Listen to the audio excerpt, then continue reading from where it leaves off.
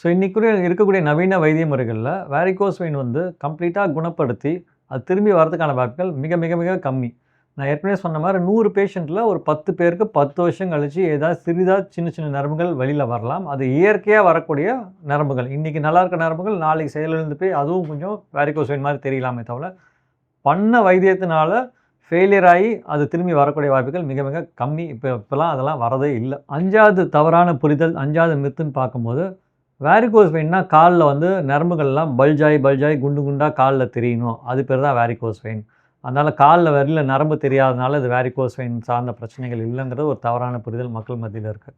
So எல்லாருக்குமே வந்து காலில் வந்து இந்த மாதிரி நரம்புகள் புடைச்சிக்கிட்டு பல்ஜாகி குண்டு குண்டாக விரிவடைஞ்சு இருக்கணும்னா அப்படின்னு பார்க்கும்போது கிடையாது.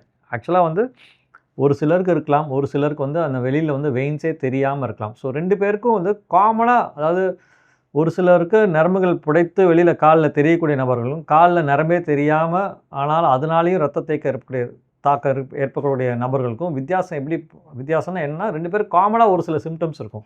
நீண்ட நேரம் நின்னா காலில் மசில் கிராம்ப்ஸ் வரலாம், நீண்ட நேரம் நிற்கும்போது காலில் ஸ்வெல்லிங் வரலாம், கால் வீக்கம் கீழே காலில் நிற்க மத்தியானம் ஈவினிங் போல் கால் வீக்கம் வரலாம், நைட்டு படுக்கும்போது மசில் கிராம்ப்ஸ் வரலாம், தோல் கருத்து போகலாம், அரிப்பு ஏற்படலாம், புண்ணு வரலாம். ஸோ இதெல்லாம் வந்து